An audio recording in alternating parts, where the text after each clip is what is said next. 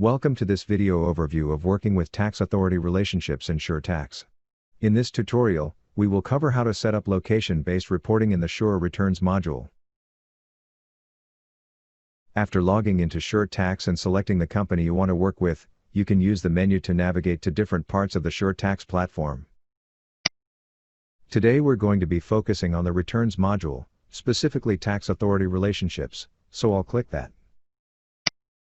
When the tax authority relationship screen comes up, you are presented with the familiar SureTax map. This map details where across the country you currently have a relationship with a taxing authority that requires you to file a return. Scrolling down past the map, you arrive at the map details section that gives you more information on your company's relationships.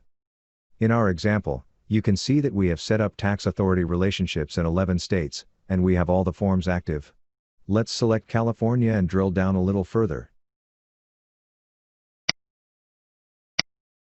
Today we will be walking through setting up location-based reporting options for authorities where that is required. You can see here on the tax authority relationship form, we have already set up our basic relationship information. At the bottom of the dialog is the location-based reporting area. By default, SureTax Returns knows how each state requires location-based reporting, be it one return per location or a separate return for each location. For California this function is currently set at No, so I'll toggle it to Yes. Next I'll select the Add New Location link to open that dialog. Here we can see the California Form CDTFA1150, filed monthly with the California Department of Tax and Fee Administration. Under the locations to assign to the form header, select the drop-down box and you will be presented with a listing of your California locations. In our example today, you can see that we have two. Location web sales, which is generally reserved to report your out-of-state transactions, and one physical California store. Let's set up the web sales location by selecting it from the list. Unique tax ID is the tax ID that the state has assigned to your location. It's important to note that this ID may be different from the ID that has been assigned to your business. As with the license number on the main relationship form, this value is optional, and returns will generate fine without it, but the value may be required if you have elected to use one of our electronic filing options. I'll go ahead and add it. In the Roll-up for Reporting field, you can assign other in-state locations that are reported with the primary location you are setting up. For our example, let's assume that the California physical location rolls up to the web sales location for reporting.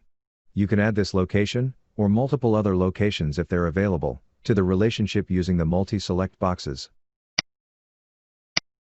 Once you have completed your location setup, you can opt to save and add another, or to just save this location and return to the relationship dialog, which is what I'll do. We can now see that the web sales location has been set up for location-based reporting. There are two buttons next to the location that allow it to be edited or deleted if necessary. But for now I'll go ahead and save the relationship. A confirmation message displays letting us know that the location was created successfully. Next we'll click Save again to save the tax authority relationship. And finally, close out of the dialog. This returns us to the details screen for California, and this is where I'll bring the tutorial to a close.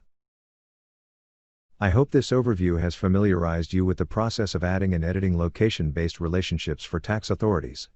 Thanks for watching our video on working with tax authority relationships in SureTax.